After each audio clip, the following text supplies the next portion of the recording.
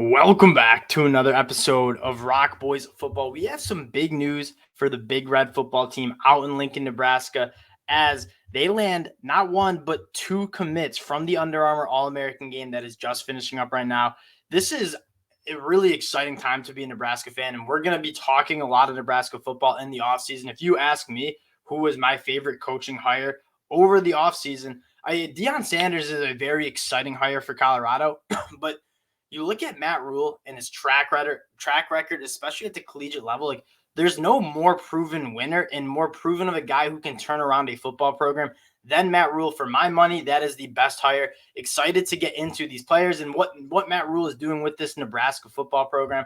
Before we do, though, I just want to say thank you guys for the support you guys have shown, especially the Cornhusker fans. Just was out there last year to watch a Nebraska-Michigan game.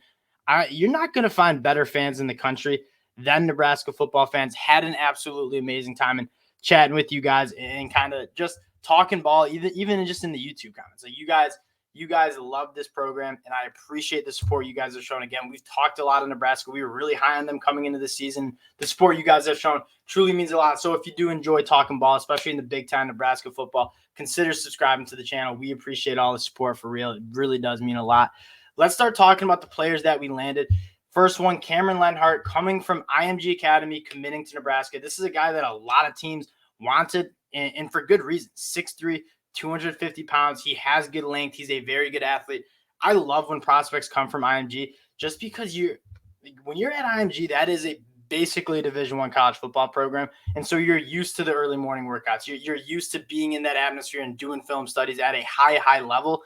You're going to get a guy who's 18, but he's already got some college football experience because he's going up against guys in practice that are playing Division I football. He's going up against guys every Friday night that have played Division I football. So you get polished athletes, and I think this is a very, very good get. The next guy you got, Ethan Nation.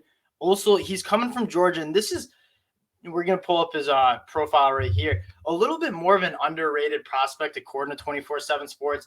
Not inside, what is he sitting at? Not inside the top 400 at 463 nationally, but you look at partly because of the height and weight, like 5'10", 165 pounds. He's not the biggest guy ever. I mean, that is pretty much my height and weight. That being said, there's a reason that he's getting offers from Alabama, Arkansas, Auburn. A lot of SEC programs wanted him, and for good reason. He's a very good athlete. I'm excited to see what he can bring to. Probably more of a development guy that you got to get in the weight room for maybe the first year or two. What I want to talk about a little bit more is what Matt Rhule is doing with this program. And you go back and you look at all the success he had at Baylor, and we're going to draw most of the comparisons from him and his time at Baylor, because turning around a Baylor program and turning around a Nebraska program kind of have a little bit more similarities than his turnaround that he had at Temple. That being said, he's won everywhere he goes. You look at where he took that Baylor team from the bottom of the basement in the Big 12 to winning 10 games. At Temple, did the same thing. This guy has a proven track record of not just making teams better, but kind of turning around programs. And I think that's kind of what Nebraska needs. Again, it's a team that hasn't made a bowl game in a very, very long time. And the fans the expectation at Nebraska is 10-win seasons, winning the Big Ten West and competing for Big Ten titles hasn't been a reality for Nebraska. You're getting a guy that's proven that he can do that. And one of the more exciting things is he never really used recruiting. Like when his time at Baylor, never really recruited top 30 classes consistently. That being said, develop talent at a very high level, especially the quarterback play. Like you look at Charlie Brewer and the success he had at Baylor, then he transfers to Utah, doesn't start there, transfers to Liberty, doesn't start there. Like that's a guy that Matt Rhule was able to groom in his scheme and have a lot of success with Charlie Brewer at Baylor, when in reality, maybe he wasn't even that good of a quarterback. And so at Nebraska, especially kind of looking at this NIL era of college football recruiting, Nebraska is going to be able to get people to come to Lincoln. They have a massive donor base, a very active donor base, and a very active fan base. And so I think what's the exciting part for Nebraska fans is Matt Rhule is going to be able to recruit better than he ever was able to at Baylor, and certainly than he ever was able to do at Temple. Second thing, though, Scott Frost recruited well. Nebraska's problem never really was talent acquisition. They had good athletes on that roster for the last couple of years. The development was the problem. You look at Matt Rhule's time at Baylor, putting out multiple draft picks to the NFL. He's a proven guy that can develop players on both sides of the ball. He's an experienced head coach that's going to bring in elite coordinators. He's already done it. I think the Syracuse defensive coordinator hire was dynamite. You look at what Syracuse is doing. They're about to put out 3 or 4 guys on that defense, and we're one of the best defenses in the whole entire country behind not so good of an offense. He's gotten proven coordinators that can develop guys, and Matt Rhule himself has proven that, and I'm using the word proven a lot, but he's done it a lot at 2 different programs where these teams were not just, they weren't Nebraska bad. They were like, I'm not saying Nebraska's horrible, but these teams were in the gutters of their conferences. And in 3 years, both times at Temple and Baylor, was able to win 10-game seasons with them. Matt Rhule has done it at both stops. I expect him to do it at Nebraska. And it's going to be an exciting time in the Big Ten West because Luke Fickell at Wisconsin, that was a very good hire as well. But Nebraska, they're going to be able to get talent. We all know that. What you guys wanted a little bit more of was that development. It's one thing to bring in talent. It's another thing to have that talent from high school and develop that to very, very good football players on the field. You have a guy like Anthony Grant coming back for one more year. He said on Twitter he wants to be part of this turnaround. Not many running backs in the Big Ten that are better than Anthony Grant. Very excited about him coming back.